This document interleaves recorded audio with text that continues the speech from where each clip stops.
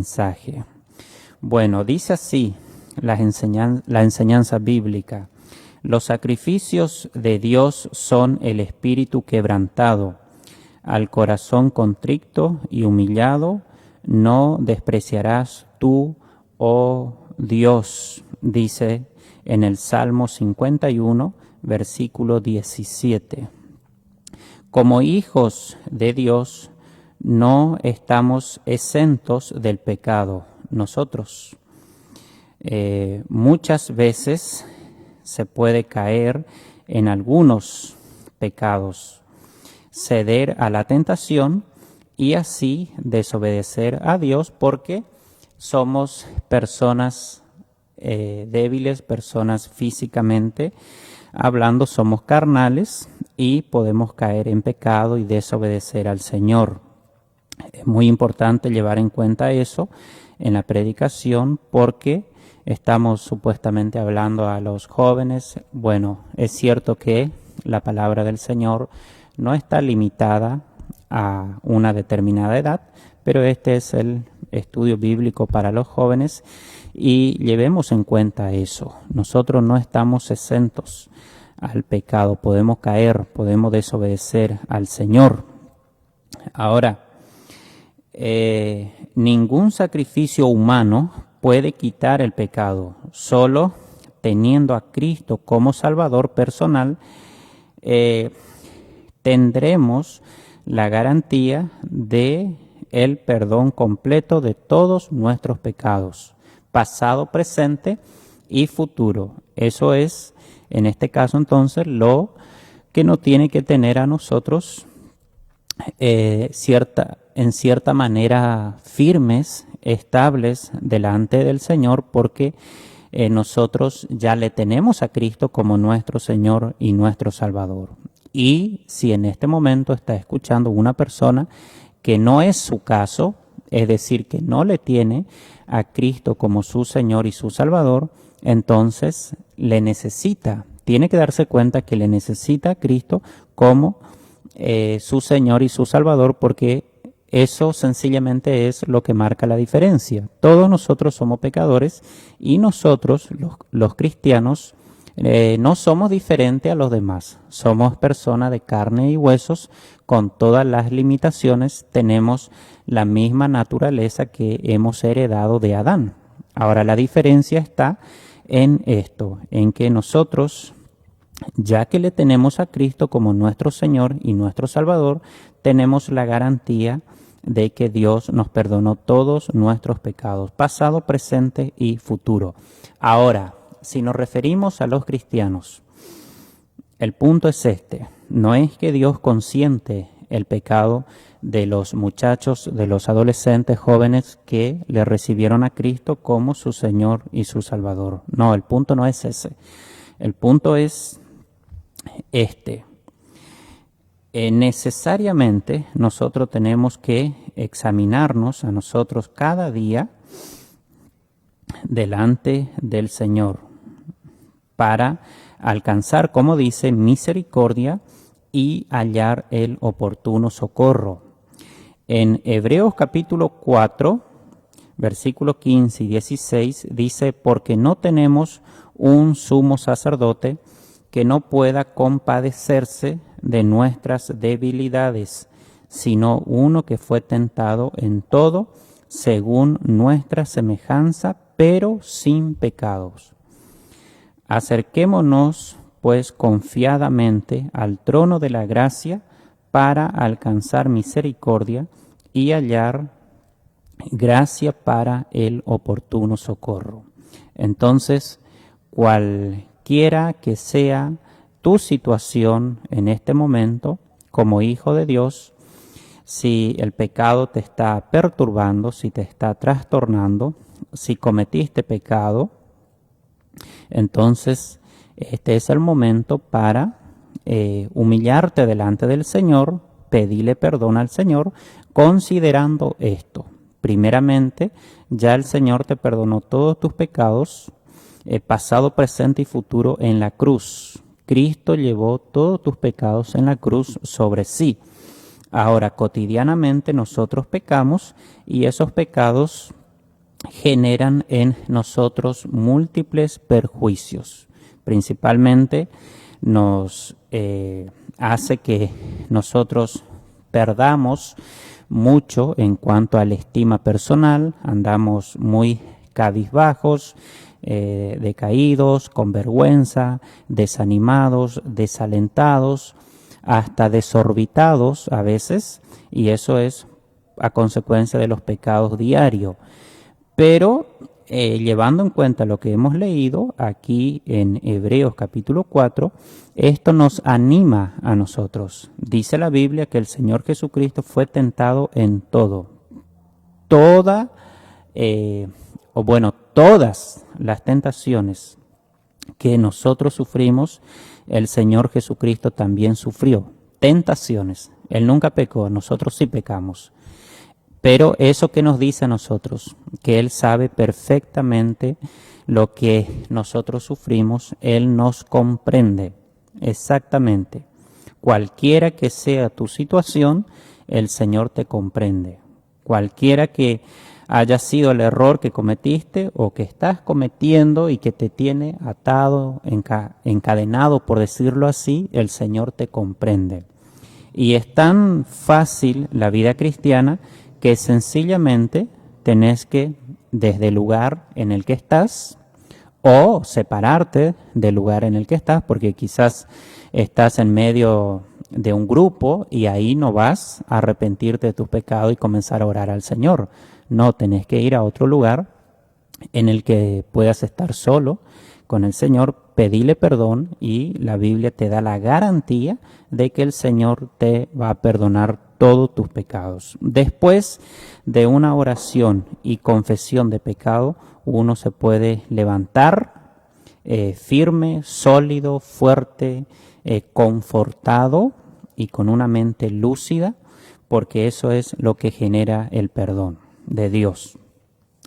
Bien, ahora hay 3 puntos aquí que tenemos que mencionar. 3 puntos. Reconocer, primero de todo, reconocer nuestros pecados y confesarlo delante de Dios.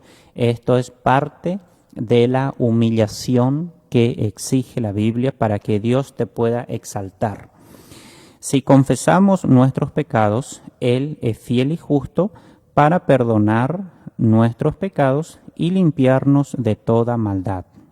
Si decimos que no tenemos pecado, le hacemos a Él mentiroso y su palabra no está en nosotros. Eso dice 1 de Juan 1, 9 y 10. Entonces, eso es lo primero de todo que tenemos que hacer, confesar nuestros pecados a Dios. Segundo, apartarnos del pecado también exige la Biblia. Dice en Proverbios 4:27, no te desvíes a la derecha ni a la izquierda, aparta tu pie del mal.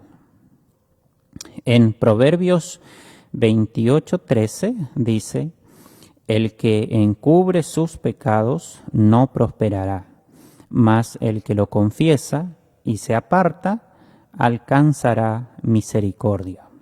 Entonces aquí vemos que nos exige también apartarnos del pecado. Pecado es todo aquello que Dios lo califica así, como pecado. En tercer lugar, procurar no practicar el pecado, sino agradar a Dios. Hay un esfuerzo que nosotros tenemos que hacer diariamente, procurar no practicar el pecado.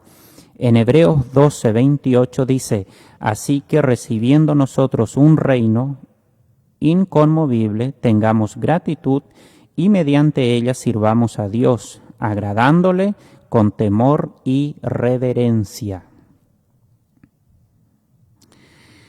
Ahora, ante nuestras debilidades, flaquezas y pecados en que uno pueda caer, no dudemos de acudir al trono de la gracia de Dios. Esto va exclusivamente para todos los muchachos que le recibieron a Cristo ya como su Señor y su Salvador. Repito, ante nuestras flaquezas, debilidades y pecados en que uno pueda caer, no dudemos de acudir al trono de la gracia. ¿A qué se refiere eso? Sencillamente a que Cristo está a la diestra de la majestad, esperando que vos doble tus rodillas y que le pida perdón, y Él te lo va a perdonar y te va a volver a confortar, a establecer, a levantar. Porque los pecados no pueden ya quitar la salvación una vez que uno posee la salvación, pero sí pueden hacer mucho daño al cristiano, como recientemente estuvimos diciendo algunas cosas. En su Hijo Jesucristo hallaremos perdón, fortaleza para vivir nuestra vida de acuerdo a la voluntad de Dios. Solo así tendremos una vida fructífera, un corazón purificado de mala conciencia y lavado con agua pura, que es la palabra del Señor. Dios es tan sublime y es tan maravilloso y tiene una forma tan diferente de hacer las cosas, que para los pecados la solución que Él tiene es el perdón. Él no te pide rituales, Él no te pide sacrificios, sino que sencillamente Él te pide arrepentimiento, que vos lo confieses y Él te perdona. Bueno, entonces, que sean estas tus palabras, como dijo el salmista: mi pecado te declararé y no encubrí mi iniquidad. Dije, confesaré mis transgresiones a Jehová, y tú perdonaste la maldad de mi pecado. Salmo 32, 5. Pues cualquiera que se enaltece será humillado, y el que se humilla será enaltecido. Eso dice la Biblia. Bueno, eso entonces vamos a dejar acá por un momento y espero que sea de bendición lo que estuvimos diciendo hasta el momento. Bueno, quería decir también, aquí cerrando esta pequeña parte, bueno, en la conclusión, tengo que decir la conclusión para cerrar. La conclusión es que nosotros pecamos, somos débiles y todos los días tenemos que confesar al Señor nuestros pecados para que Él nos perdone, para que nosotros podamos tener una vida equilibrada, estable delante del Señor y también de la sociedad. Ese es el punto. Quería decir también que aquí tengo, aquí está el mate, hay agua, porque 2 horas vamos a estar aquí y nos va a faltar unos mates enseguida, ya vamos a tomar, y también tenemos agua aquí. Bueno, en esta parte Daniel nos va a leer un artículo. ¿Cómo se llama el artículo, Daniel? Viviendo una vida en santidad. Bien, nos va a leer Daniel entonces. Pues no nos ha llamado Dios a inmundicia, sino a santificación. Primera de Tesalonicenses 4:7. Porque escrito está: sed santos porque yo soy santo. Primera de Pedro 1:16. Así que, amados, puesto que tenemos tales promesas, limpiémonos en toda contaminación de carne y de espíritu, perfeccionando la santidad en el temor de Dios. Segunda de Corintios 7:1. La palabra santidad hace referencia a apartarse del pecado y consagrarse a Dios. En pocos países de Europa existe un animalito llamado armiño, que es uno de los carnívoros más pequeños. Durante el verano su pelaje es color marrón o pardo en el dorso. En el pecho y vientre es de color blanco. Pasado el otoño, cuando éste se encuentra en las montañas y en las regiones más frías, este cambia de color volviéndose enteramente blanco. Este animalito tiene el pelaje más blanco en todo el mundo. Este se encuentra en extinción, es buscado por su piel, la cual es una de las más caras. Su piel está evaluada en 1.000 o miles de dólares. Es muy difícil de cazarlo, debido a que es muy veloz. Por tanto, los cazadores, después de que el armiño sale de su cueva, ellos proceden a untar con brea y con barro la entrada de la cueva. Cuando el armiño regresa a su cueva y observa que la cueva está llena de brea, sencillamente se queda parado y agachándose se queda listo para dejarse agarrar, porque entre ensuciarse o morir prefiere lo segundo. Y este es el vivo ejemplo de lo que es la santidad a elección del creyente. Vivir una vida en santidad es preferir morir a tus deseos de la carne, es estar dispuesto a ir inclusive en contra de tu propia naturaleza carnal, es apartarse del pecado y dejarse usar por y para los propósitos que Dios tiene para con tu vida. Debemos recordar que la palabra de Dios nos muestra que somos llamados a vivir en santidad. Ante este llamado solo queda dos cosas por hacer, ya sea obedecer o desobedecer. Tú debes esforzarte por vivir una vida en santidad, no solo porque Dios te lo haya dicho, sino porque Dios mismo es santo y como hijos de Dios debemos esforzarnos y ser valientes para cada mañana levantarnos y decidir apartarse del pecado. Después de haber creído en el Señor como nuestro Salvador, es difícil apartarse del pecado, pero no es algo imposible. Este animalito, el armiño, no nace con el pelaje blanco. Él pasa por un proceso. Él debe pasar el otoño y dirigirse hacia las montañas y las regiones más frías para recién tener ese pelaje y tomar la decisión de morir antes de que ensuciarse. De otra manera, si esto no pasara y no cambiara de pelaje, este animalito no tendría que tomar esa dura decisión. De la misma manera, el hecho de apartarse del pecado toma tiempo. Debes pasar por un proceso. No es que de un día para la noche vas a dejar todo lo malo que haces. No, esto es un proceso. Para esto requieres pasar tiempo teniendo una buena comunión con Dios. Es levantarse cada mañana y buscar su rostro y tomar la decisión de que un día más te esforzarás para apartarte del pecado y dejar que Él te use para sus propósitos. Tu santidad debe perfeccionarse en el temor de Dios. Temor no significa que debas tenerle miedo o pavor. Temor al Señor significa tenerle respeto y ese respeto te llevará a obedecerlo. Si tú temes a Dios, por respeto tú vas a obedecerlo y entonces te apartarás del pecado. Alguien que no tiene temor respecto a Dios menos va a buscar obedecerlo. Una hija de Dios es alguien que buscará tener una personalidad y carácter que agraden a Dios, lo cual la motivará a vivir una vida en santidad, una vida apartada del pecado para ser usada por y para los propósitos de Dios. Muy bien, gracias Daniel. Bueno, a ver Daniel, ¿cuántos años tenés para los que están escuchando y viendo? 11 años. 11 años. Bueno, Daniel, gracias por la lectura. Él es el hijo del hermano Néstor Echeverría.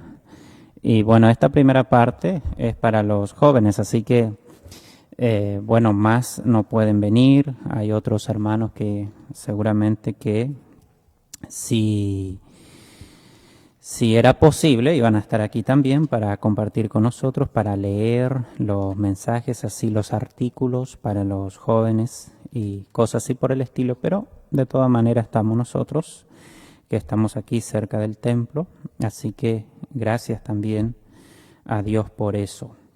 En esta parte, yo de mi parte he preparado un pequeño estudio bíblico, si se puede llamar así. Vamos a hablar de eso, la parte que falta de esta primera hora, y se basa en segunda carta de Pablo a Timoteo, capítulo 1. Vamos a hacer esto ya que estamos todos los domingos a esta hora, vamos a hacer esto con los 4 capítulos, un capítulo por día, por programa sería, de los domingos. Entonces vamos a sacar aquí aplicaciones para la vida cristiana, llevando en cuenta que Timoteo era un joven cristiano y el apóstol Pablo escribe la carta, dirige la carta a Timoteo, y más allá de los aspectos teológicos, vamos a sacar enseñanzas prácticas, algunos principios. Bueno, voy a leer entonces versículo 1 y 2 y vamos a ver el saludo de Pablo. Pablo saluda y muestra su afecto hacia Timoteo.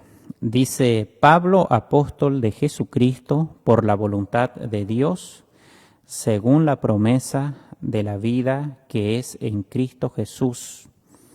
A Timoteo, amado hijo, gracia, misericordia y paz de Dios Padre y de Jesucristo nuestro Señor. Bueno, aquí la enseñanza, lo que más nos compete, creo yo, a nosotros, es lo que se encuentra en el versículo 2. El apóstol Pablo le llama a Timoteo hijo.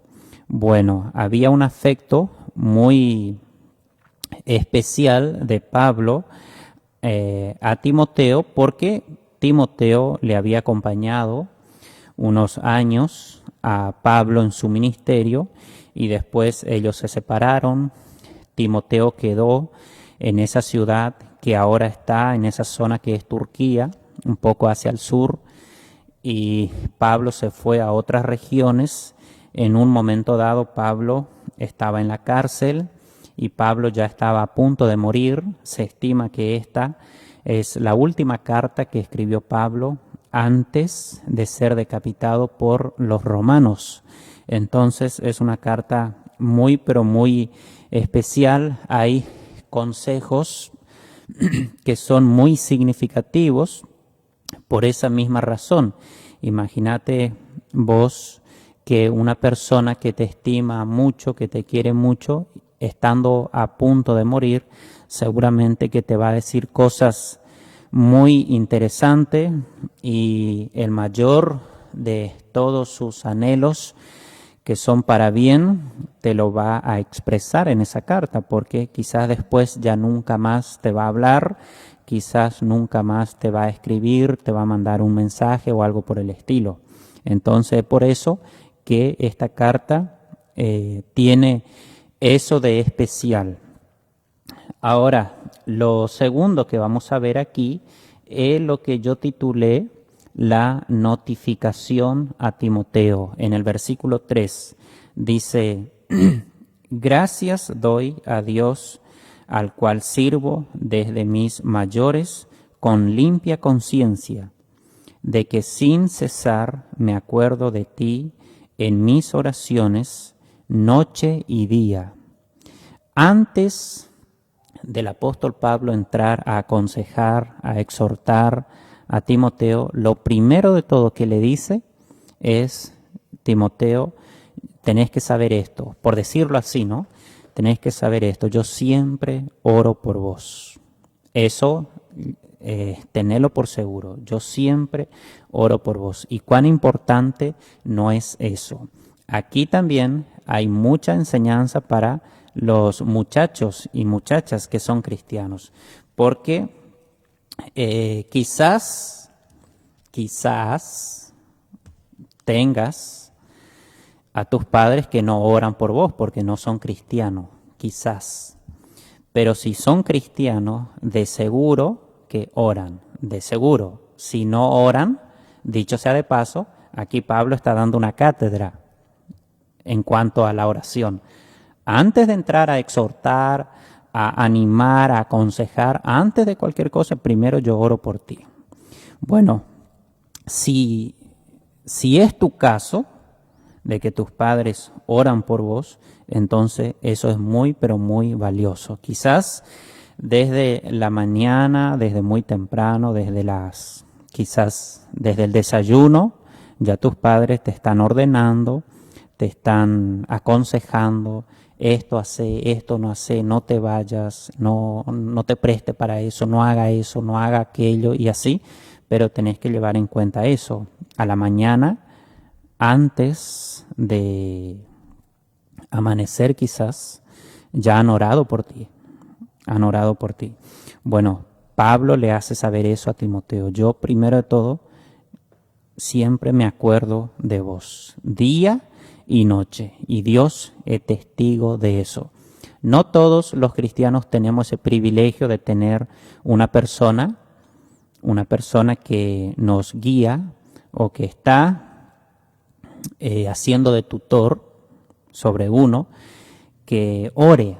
No todos, pero habrán por ahí muchos que sí tienen a sus tutores, ya sean sus padres o sus abuelos o sus pastores, sus líderes de las iglesias a las que asisten, que oran por ello. Entonces lleven en cuenta eso, porque nosotros, esto es muy importante porque nosotros somos personas rebeldes.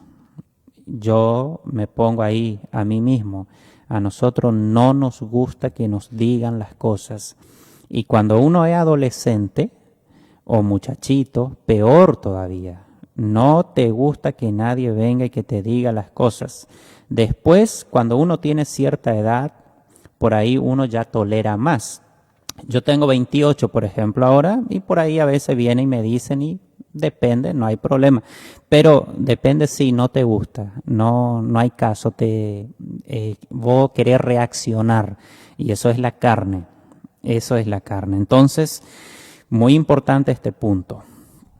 Antes de los consejos, sepa eso, Timoteo, en este caso, yo oro por ti. Ahora, quiero mencionar lo siguiente. Parece ser que el apóstol Pablo estaba preocupado por Timoteo. Parece ser que estaba muy preocupado. Entonces, vamos a decir lo siguiente. ¿Por qué Pablo escribe esta carta llena de consejos?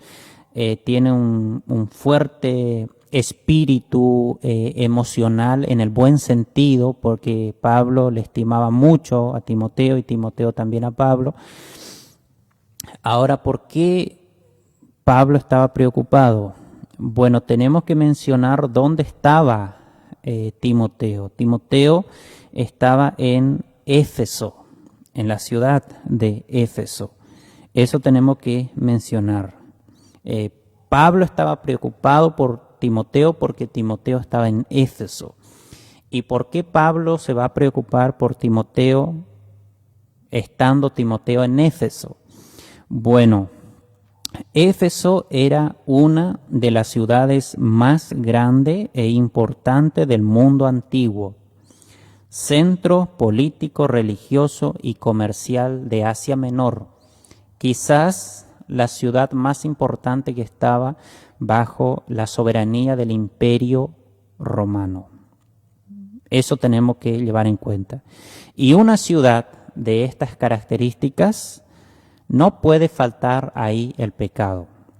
Si uno lee Hechos de los Apóstoles capítulo 9, uno se da cuenta que ahí había de todo. Había de todo ahí. Había religión, estaban los judíos, estaban los que adoraban a la diosa, entre comillas, a Diana.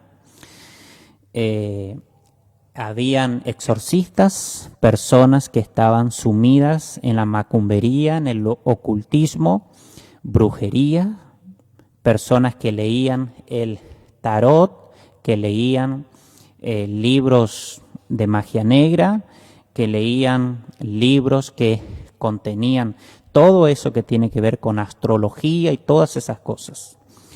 Y en una ciudad así, sumida en el paganismo, en la idolatría, en la brujería y siendo muy importante a nivel político y comercial, entonces seguramente ahí había para cada tipo de pecado, había muchas puertas abiertas. ahí. Entonces, es como que Pablo está preocupado. Eso se nota, en la carta se nota. Por eso le va a dar una serie de consejos a Timoteo que en el capítulo 2 en adelante, recién uno va a ir pudiendo entenderlo más todavía. Bueno, entonces vamos a pasar ahora al siguiente punto. El afecto de Pablo por Timoteo, versículo 4 y versículo 5. Dice, recuerdo para los que están escuchando y que se prendieron recientemente o se han conectado, estamos leyendo la segunda carta de Pablo a Timoteo. Dice así, versículo 4 y 5, deseando verte al acordarme de tus lágrimas, para llenarme de gozo, trayendo a la memoria la fe no fingida que hay en ti, la cual habitó primeramente o primero en tu abuela Loida y en tu madre Eunice, y estoy seguro que en ti también. Pablo dice ahí, deseando verte, versículo 4. Pablo ahí vuelve a enfatizar el afecto. Yo tengo mucha gana de verte. Esto nos recuerda a veces el afecto que tienen los padres, por ejemplo, por los hijos. Cuando se van o cuando le dan una orientación, un consejo, y tienen miedo. Tienen miedo porque los padres tienen miedo y tienen que tener miedo, porque así como en Éfeso, así es en Ciudad del Este, aquí en Paraguay. Aquí las puertas están abiertas para todos los pecados. En cada esquina vos tenés el pecado del color que vos quieras. Si querés religioso tenés, ahí están los testigos de Jehová, los mormones, los carismáticos, los idólatras, los macumberos, están todos. Si querés pecado de carácter sexual, ahí están todos. Los homosexuales, los travestis, las lesbianas, están todos. Si querés otro tipo de pecado, ahí tenés, podés entrar en el mundo de las drogas, del contrabando y cuántas cosas ilícitas. Entonces es lógico que los padres tengan miedo, por más que sus hijos sean salvos, que tengan de memoria el Salmo 1, el Salmo 23, por más que sepan orar y cosas por el estilo. Entonces podemos ver aquí nosotros, podemos ver o percibir, si se quiere, lágrimas del apóstol Pablo cuando dice eso a Timoteo. Porque Pablo estaba en la cárcel, recordamos eso, y él está expresando todo su anhelo para bien a Timoteo. En el capítulo 4, en el verso 9, le pide, es como que le pide, por favor, procura venir pronto a verme, le dice. Y después se queja Pablo, muchos me desampararon y cosas por el estilo. En el verso 21 del capítulo 4, dice, procura venir antes del invierno. Dice... ahí dice que algunos le estaban saludando a Timoteo y cosas por el estilo. Procura venir a verme. Sí, había un afecto muy grande de ello. Entonces, Pablo dice, qué gana que tengo de verte. Cómo quisiera verte en este momento cuando me acuerdo de tus lágrimas. ¿Por qué será que Timoteo lloraba? Bueno, habrá llorado quizás por cuestiones personales, por razones personales, porque es normal que uno a veces que uno tenga que llorar, y más aún como muchacho o muchacha, como joven, cuando uno es chico y uno va creciendo y va conociendo las cosas del mundo. Hay muchas cosas que uno no entiende, cosas que te confunden, cosas que te desaniman, que te desalientan, y así uno se confunde con uno mismo y cosas por el estilo. Uno llora por eso. Después también uno llora por los sacrificios que uno tiene que hacer en el ministerio, ya que Timoteo estaba involucrado en la obra del Señor. Puede que eso mismo hay sacrificio que uno tiene que hacer. Él tuvo que abandonar a su familia en un pueblo, irse a otro, estaba entre gente desconocida y así cosas por el estilo. Por esas razones quizás él lloraba. Bueno, entonces después de esto recién Pablo le va a dar el primer consejo y vamos a tratar de terminar el capítulo 1. Primer consejo que Pablo le da, versos 6 al 7, dice, por lo cual, es decir, ya que te dije todo lo que te dije, ya que vos significá todo lo que significa para mí, esto es muy importante. Hermanos, porque si alguien te va a decir algo es porque vos significa mucho para esa persona, si no, no te va a decir nada. Entonces, por lo tanto, ya que te dije todo lo que te dije, ya que oro por vos, ya que tengo ganas de verte, ya que soy amigo de la familia, ya que soy tu padre espiritual, ya que eso, entonces te aconsejo que avives el fuego del don de Dios que está en ti por la imposición de mis manos. Porque no nos ha dado Dios espíritu de cobardía, sino de poder, de amor y de dominio propio. Yo te aconsejo que avives el don de Dios. En el tiempo antiguo y en los primeros años de la iglesia primitiva, las responsabilidades en la iglesia, por ejemplo, se asumían después de, ¿cómo se puede decir? No es correcto decirlo ritual, sino que después de asumir un compromiso público delante de la congregación. Entonces los hermanos públicamente te hacían responsable de un cargo. Eso es muy importante. Eso es muy importante en la vida cristiana, que los hermanos sepan quién vos sos, qué haces, qué responsabilidades tenés en la iglesia y por qué no también en la familia y en tu vida cotidiana, ¿sí? Entonces, Timoteo había recibido un cargo públicamente y también había recibido dones del Señor y eso tú tienes que avivar. La palabra avivar aquí se puede ilustrar el fuego para que nosotros entendamos. Cuando se hace fuego con leña, el fuego se puede ir apagando porque la leña se va quemando, porque es el combustible. Entonces, si tú quieres que el fuego que arda, entonces tienes que ponerle leña. Entonces, ese es el concepto de avivar. En la vida cristiana, ¿cómo uno aviva? Bueno, orando, leyendo la Biblia y meditando en la palabra del Señor. Porque no nos ha dado Dios espíritu de cobardía, sino de poder, de amor y de dominio propio. Entonces, ya que vos avivás, es decir, ya que vos orás, meditás en la palabra del Señor, reflexionás en la palabra del Señor, entonces eso mismo te va a dar dominio propio. ¿Qué es el dominio propio? El dominio propio es lo que genera el Espíritu Santo en uno. Cuando uno ora, lee la Biblia, medita en la palabra del Señor. Es una virtud que te permite que vos tengas un sano juicio moral y un equilibrio perfecto.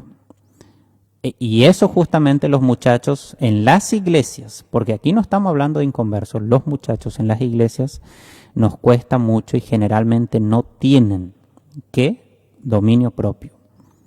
Y el Espíritu Santo puede generar dominio propio, pero ¿qué es lo que uno tiene que hacer? Avivar. ¿Qué quiere decir avivar? Echarle leña al fuego.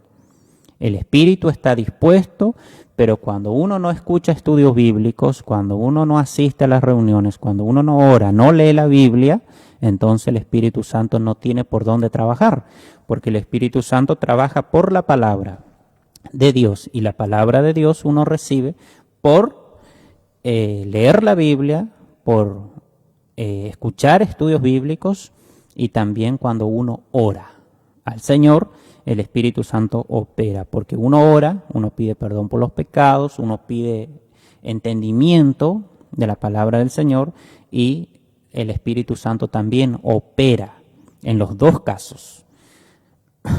Bien, ahora viene entonces el segundo consejo versículo 8 al 12. Dice, por tanto, no te avergüences. Ahí está el segundo consejo, no te avergüences. No te avergüences de dar testimonio de nuestro Señor, ni de mí, preso suyo, sino participa de las aflicciones por el Evangelio según el poder de Dios, quien nos salvó y llamó con llamamiento santo, no conforme a nuestras obras, sino según el propósito suyo y la gracia que nos fue dada en Cristo Jesús antes de los tiempos de los siglos. Versículo 10. Pero que ahora ha sido manifestada por la aparición de nuestro Salvador Jesucristo, el cual quitó la muerte y sacó a luz la vida y la inmortalidad por el Evangelio. El punto es entonces, no te avergüences del Evangelio. Ese es el segundo consejo, no te avergüences. Tienes que dar testimonio del Señor a tus primos, a tus compañeros de trabajo, de la facultad, los vecinos. Tienes que padecer también las aflicciones del Evangelio. ¿Qué quiere decir eso? Eso significa de que hay personas que se van a alejar de vos, hay personas que te van a contradecir, hay personas que te van a querer avergonzar, pero eso ¿por qué? Por la ignorancia en la que ellos están sumidos.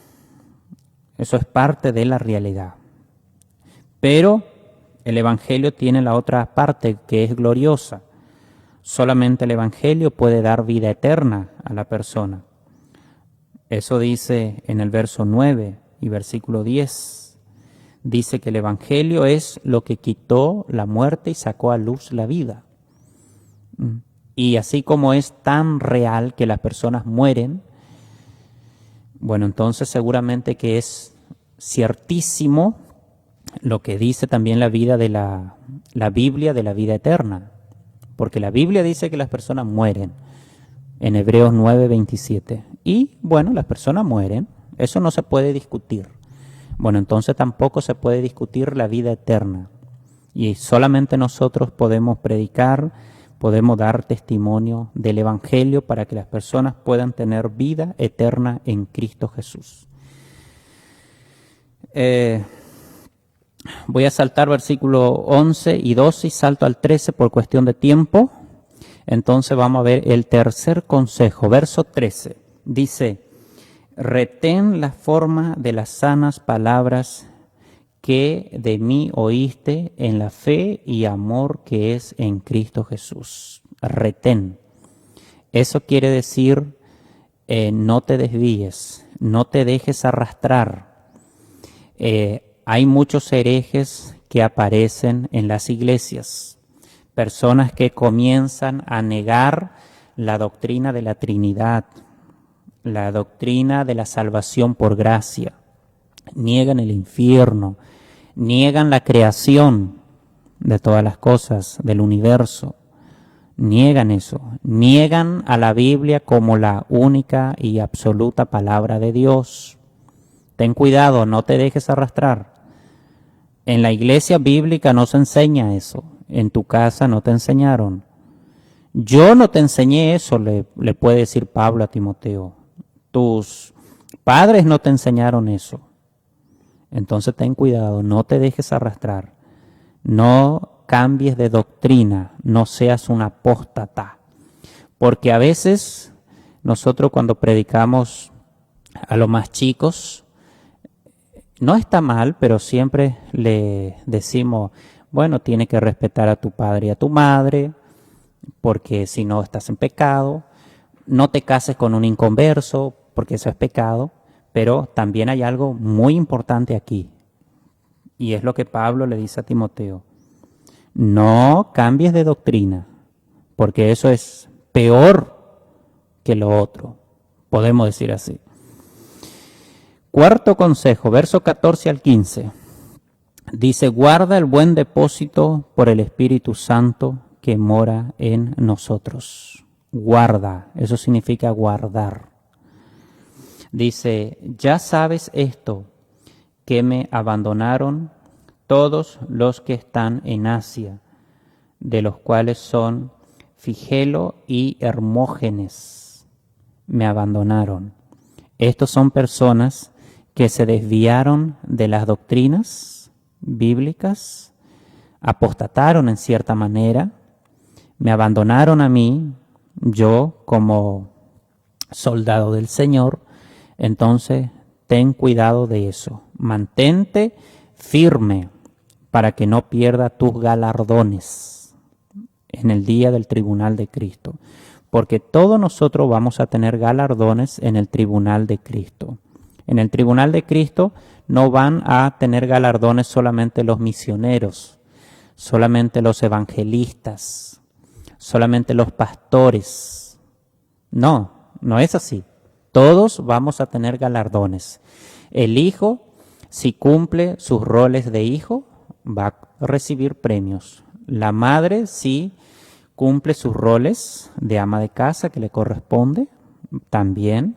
El padre que cumple sus roles también. Todos van a recibir galardones, premios. Entonces, si uno se desvía de la doctrina del Señor, uno va a incurrir en pecado. Por eso, mucho cuidado eso. Quizás aquí en esta iglesia, en un futuro quizás, se presenten personas que comiencen a negar las doctrinas fundamentales. Entonces, no tenemos que prestarnos para eso. Entonces, ese fue el cuarto consejo de Pablo. Dice, primero de todo, avives, Timoteo, el don. Segundo, no te avergüences del Evangelio. Tercero, retén la forma de las sanas palabras que oíste de mí. Y cuarto consejo, le dice, guarda el buen depósito. Para terminar este capítulo 1, este breve mensaje, Pablo cierra la carta recomendando a ciertas personas para que Timoteo los tenga en estima. Versículo 16 al 17. Dice, tenga el Señor misericordia de la casa de Onesíforo, porque muchas veces me confortó, dice, y no se avergonzó de mis cadenas, sino que cuando estuve en Roma, me buscó solícitamente y me halló. Concédale el Señor que halle misericordia cerca del Señor en aquel día. Y cuánto nos ayudó en Éfeso, tú lo sabes mejor. Timoteo, ten entonces en estima a estas personas, recordá a estas personas. Pablo es como que recomienda a estas personas a Timoteo, y para testimonios de ellos mismos tenemos aquí sus nombres. ¿Esto qué nos enseña? Esto nos enseña que hay personas de las que tenemos que retirarnos como cristianos y hay personas a las que tenemos que buscar acercarnos a ellos porque son personas fieles al servicio del Señor. Bueno, cerramos por acá la primera parte para los jóvenes. Quiera el Señor bendecir a todos y